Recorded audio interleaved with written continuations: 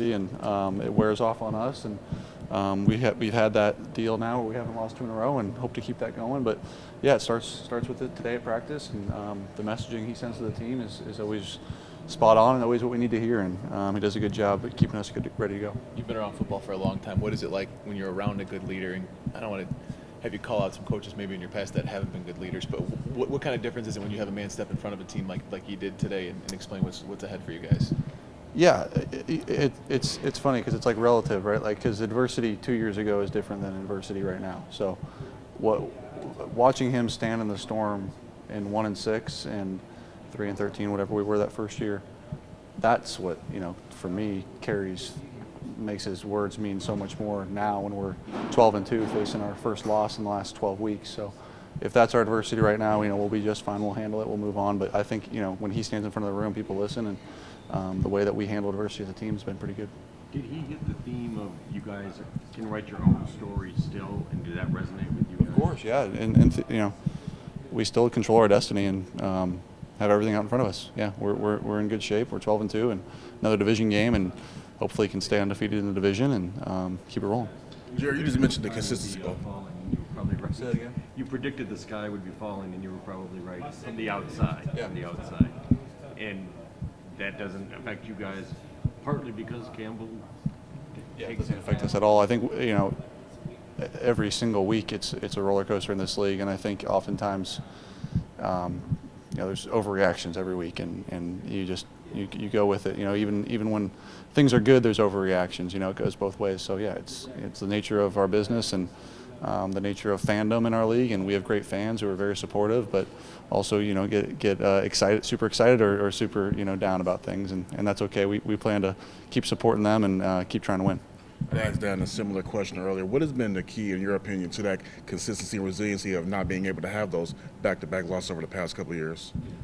Yeah, it's a lot of things. It's just mentality and not overreacting. Like I said, I think I said it on Tuesday. Like if we reacted like everyone outside of us, we'd have no chance. It would seasons we're done. That's what everyone's saying. But no, we're in great shape. We're 12-2 and everything in front of us. And to answer your question, I think it's just a testament to the guys we have and to our coaches and the way we respond and the way that we approach every day and every week, and really intentional about getting back on the right track when we do slip off it briefly.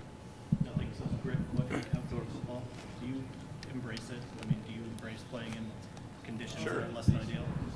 Yeah, this weekend doesn't look like it'll be too bad. Just a little cold, and we'll be just fine. It'll be good.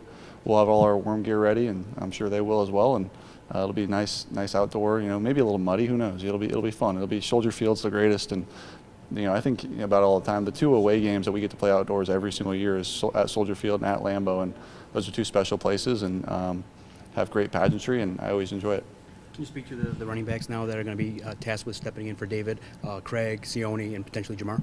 Absolutely, yeah. Those guys have, not Sione, but the other 2 guys have been here for years and know our system and know everything and can handle it. And Sione will be just fine when he steps in there as well. But those 2 guys in particular are veterans, and we trust them, and I can't wait to see what they do. Last Sunday, did Amon-Ra fill you in on the fact that he was having a flu game? No, he didn't tell anybody.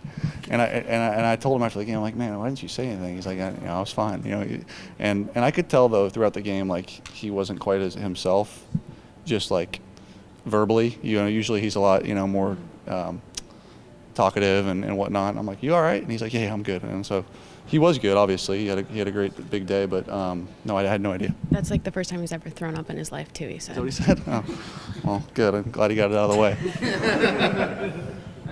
What are the challenges? They've had a head coaching change since the last time you've seen them. I mean, do you see a ton of changes, or how do you approach that? Yeah, slightly. I mean, it's only been 2 weeks, so you never know how much they're going to continue to change or not change. And there's slight changes, but we'll have slight changes too for them, and I'm sure they'll have a good plan for us. You scored 42 points, obviously. Had a great game, but at the beginning there, you struggled a little bit. Just what were some of the issues there early on? How much is the emphasis on this one to kind of clean some of that stuff up, starting a little faster this Yeah, I think, like you said, starting fast is always important, and certainly in a game like that where the other team's got the capability of scoring the amount of points that they do, you have to. You can't win that game. It's hard to win that game coming from behind. It's not impossible, but it's hard. We put ourselves behind the 8 ball a little bit, and so yeah, starting fast and making sure that we can get a lead is always great, obviously. But yeah, you just want to keep that game close and stay in it till the very end. And unfortunately, we weren't able to finish it up.